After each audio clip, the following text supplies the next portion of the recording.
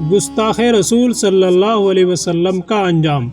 کعب بن اشرف یہودی مدینہ منورہ میں بسنے والے یہودیوں کا سردار تھا اور وہ شاعر بھی تھا۔ حضور اقدس صلی اللہ علیہ وسلم کی شان میں توہین برے اشعار لکھتا اور جگہ جگہ محفلیں جمع کر کے ان اشعار کو سناتا اور حضور صلی اللہ علیہ وسلم کے خلاف لوگوں کو اکساتا تھا۔ ایک مرتبہ قریش کے لوگوں کو حرم کعبہ میں اکٹھا کیا اور غلاف کعبہ تھام کر حلف لیا کہ وہ مسلمانوں سے لڑیں گے۔ کعب بن اشرف کی گھنونی حرکتوں پر کافی دیر تک صبر و تحمل سے کام لیا جاتا رہا۔ جب وہ کسی طرح باز نہ آیا تو حضور صلی اللہ علیہ وسلم نے اس کے قتل کا حکم جاری فرما دیا۔ ایک دفعہ کعب کے باپ اشرف سے ایک قتل ہو گیا تھا، اس لیے وہ مکہ سے بھاگ کر مدینہ چلا آیا، جہاں پر ایک یہودی نے اپنی بیٹی کی شادی اس سے کر دی اور وہ یہیں کا ہو کر رہ گیا۔ متعصب اور منافق یہودیت کی گود میں کعب ملعون پیدا ہوا۔ باپ کی طرف سے بولنے میں فصاحت و بلاغت اور ماں کی طرف سے ذہانت و ذکاوت وراثت میں ملی تھی۔ قد کاٹ بھی خوب نکالا تھا اور شکل و صورت بھی مثالی پائی تھی۔ ان سب عوامل نے مل کر اس کے لیے ترقی کی راہیں کھول دیں اور بہت مختصر عرصے میں اس کا شمار مدینے کے بااثر لوگوں میں ہونے لگا۔ پدری نسبت کی وجہ سے اس کی ہمدردیاں مشرکین مکہ کے ساتھ تھیں اور مادری تعلق کی بنا پر اس کو یہودیوں سے پیار تھا، اس لیے وہ دونوں فریقوں کے مذہبی پیشواؤں کو خوب نوازتا اور دل کھول کر خرچ کرتا تھا۔ اکثر مذہبی رہنما اس کے وظیفہ خوار تھے اور باقاعدہ تنخواہ لیتے تھے۔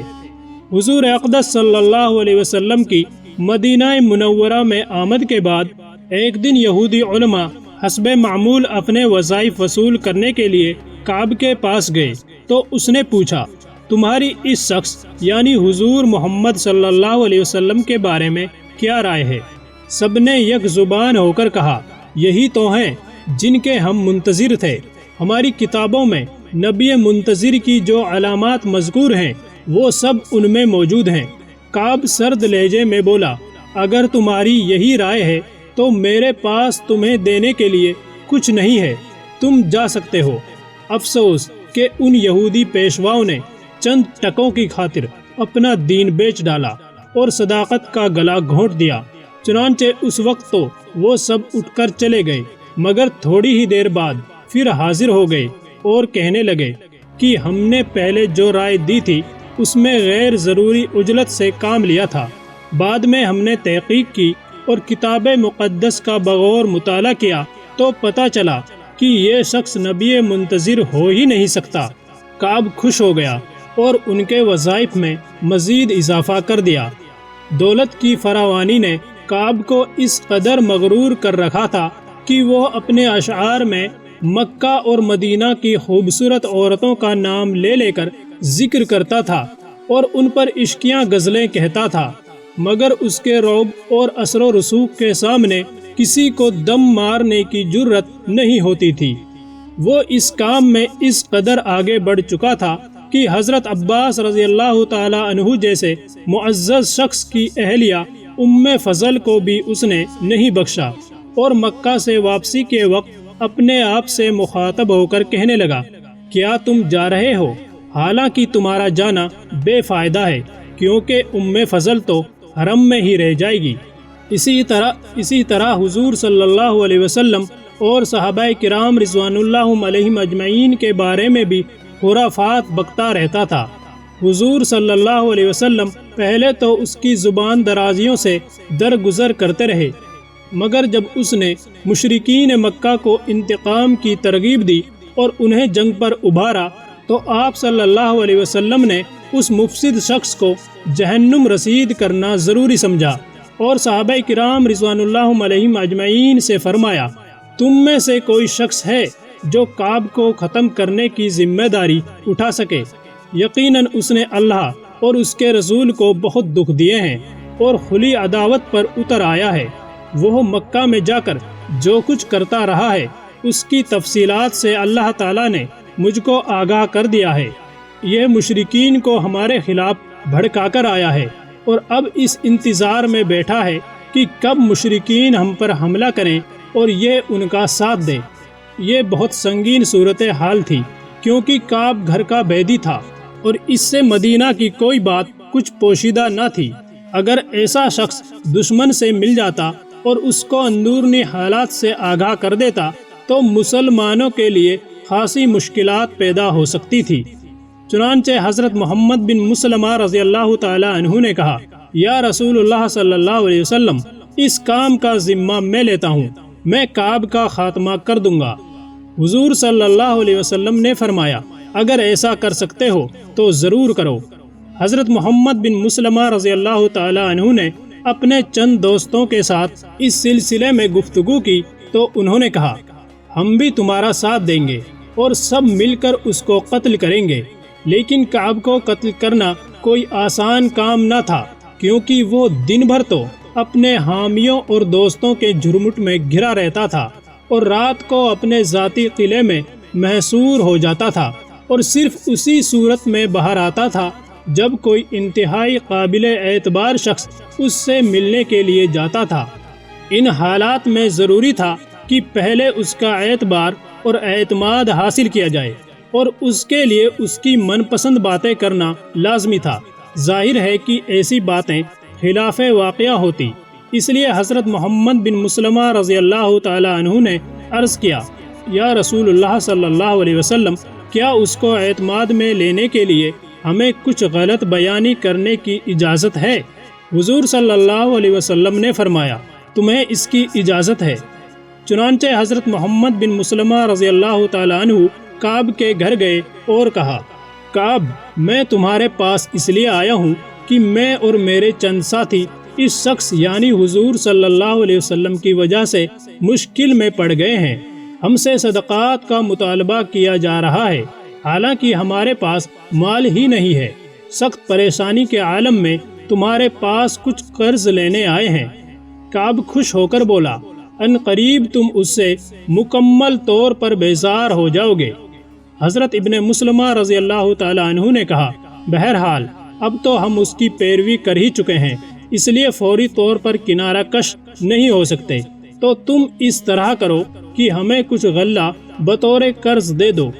کعب بولا، تمہارے پاس تو غلے کی فراوانی ہوا کرتی تھی، اس کا کیا ہوا؟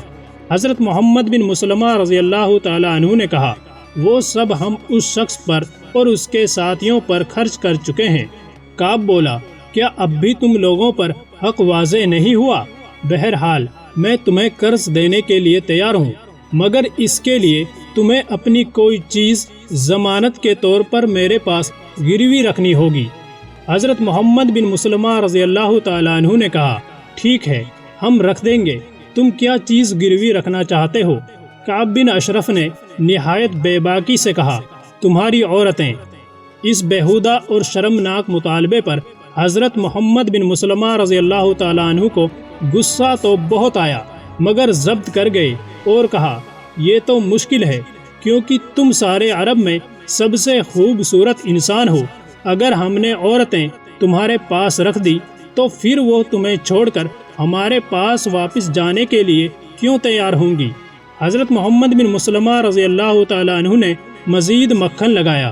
کعب نے کہا، اگر یہ نہیں کر سکتے تو پھر اپنے بچوں کو گروی رکھو۔ تو ابن مسلمہ رضی اللہ تعالیٰ عنہ نے کہا، یہ بھی مشکل ہے، کیونکہ اس طرح تو ہماری اولاد کا مستقبل برباد ہو جائے گا اور عمر بھر ان کو طعنے ملتے رہیں گے کہ یہ تھوڑے سے غلے کے عوض گروی رکھ دیے گئے تھے۔ البتہ ہم تمہارے پاس اپنا اسلحہ گروی رکھ دیں گے، حالانکہ تم جانتے ہی ہو کہ ہمیں آج کل ان کی کس قدر شدید ضرورت ہے۔ کعب نے کہا، چلو ٹھیک ہے، اسلحہ ہی لا کر گروی رکھ دو۔ حضرت محمد بن مسلمہ رضی اللہ تعالیٰ عنہ کا مقصد پورا ہو چکا تھا۔ وہ چاہتے ہی یہی تھے کہ کوئی ایسی صورت بن جائے کہ ہمارا اسلحے کے ساتھ کعب کے پاس جانا ممکن ہو جائے۔ کعب نے اس کی اجازت دے کر گویا خود ہی اپنی موت کے پروانے پر دستخط کر دیے تھے۔ رات خاصی بیت چکی تھی کہ غدار کعب کو موت کے گھاٹ اتارنے کے لیے 3 افراد کا قافلہ روانہ ہوا۔ جس کے امیر حضرت محمد بن مسلمہ رضی اللہ تعالیٰ عنہ تھے۔ میدان بقیع تک خود حضور صلی اللہ علیہ وسلم انہیں رخصت کرنے آئے اور فرمایا، اللہ کا نام لے کر آگے بڑھو، اے اللہ ان کی مدد فرما۔ کعب کا قلعہ قریب آیا تو حضرت محمد بن مسلمہ رضی اللہ تعالیٰ عنہ نے ساتھیوں سے کہا کہ جب وہ باہر آئے گا تو میں اس کو بالوں سے پکڑ لوں گا اور تم لوگ اس کا کام تمام کر دینا۔ دروازے پر پہنچ کر حضرت محمد بن مسلمہ رضی اللہ تعالیٰ عنہ نے کعب کو آواز دی۔ کعب اٹھنے لگا تو بیوی نے کہا، کہاں چلے ہو؟ میرے دوست نیچے بلا رہے ہیں، ان سے ملنے جا رہا ہوں۔ بیوی نے کہا، اس وقت نہ جاؤ، مجھے اس آواز سے خطرے کی بو آ رہی ہے۔ کعب نے کہا، نہیں ایسی کوئی بات نہیں۔ کعب نے بیوی کو اطمینان دلایا کہ یہ تو محمد بن مسلمہ اور میرا بھائی ابو نائلہ ہے۔ ابو نائلہ کعب کے رضائی بھائی تھے۔ دراصل کعب کی آنکھوں میں وہ اسلحہ گھوم رہا تھا کہ جسے گروی رکھنے کا وعدہ حضرت محمد بن مسلمہ رضی اللہ تعالیٰ عنہ نے اس سے کیا تھا۔ چنانچہ بیوی کے منع کرنے کے باوجود اس نے دروازہ کھول دیا۔ کعب خوشبو بہت استعمال کرتا تھا، اس لیے جوں ہی اس نے دروازہ کھولا خوشبو سے فضا مہک اٹھی۔ حضرت محمد بن مسلمہ رضی اللہ تعالیٰ عنہ نے کہا، واہ کیا عمدہ خوشبو ہے، میں نے زندگی بھر ایسی خوشبو نہیں سونگھی۔ کعب عیاش آدمی تھا، وہ اوباشوں والے لہجے میں بولا، ہاں ہاں کیوں نہیں، میرے پاس عرب کی سب سے حسین اور مہکتی ہوئی عورت ہے، اسی کے پاس سے اٹھ کر آ رہا ہوں، یہ اسی کی خوشبو ہے۔ حضرت محمد بن مسلمہ رضی اللہ تعالیٰ عنہ نے کہا، اگر اجازت ہو تو میں تمہارے بال سونگھ لوں۔ کعب کو کیا اعتراض ہو سکتا تھا، وہ تو خوش ہو رہا تھا کہ میرے معطر بالوں سے یہ لوگ اس قدر متاثر ہو رہے ہیں۔ چنانچہ حضرت محمد بن مسلمہ رضی اللہ تعالیٰ عنہ نے اس کے بال سونگھے اور تعریف کی، پھر اپنے ساتھیوں سے کہا، تم بھی سونگھ لو۔ ساتھیوں نے بھی سونگنا شروع کر دیا۔ اسی دوران حضرت محمد بن مسلمہ رضی اللہ تعالیٰ عنہ نے کعب کو بالوں سے مضبوطی سے پکڑ لیا اور اسی لمحے کئی تلواریں کعب کے جسم سے آر پار ہو گئیں۔ اس کے بعد محمد بن مسلمہ رضی اللہ تعالیٰ عنہ فوراً اپنے ساتھیوں کے ساتھ وہاں سے باہر نکلے اور میدان بقیع پہنچ کر اللہ اکبر کا نعرہ بلند کیا۔ ان کی آواز مدینہ میں پہنچی تو لوگوں کو یقین ہو گیا کہ محمد بن مسلمہ اپنے مقصد میں کامیاب ہو گئے ہیں۔ جب یہ لوگ حضور صلی اللہ علیہ وسلم کی خدمت میں حاضر ہوئے تو آپ صلی اللہ علیہ وسلم نے ان کے حق میں دعائیں فرمائی۔ ویڈیو پسند آئی ہو تو لائک کریں اور مزید ایسی ہی ویڈیوز دیکھنے کے لیے چینل کو سبسکرائب کرنا نہ بھولیں۔ شکریہ۔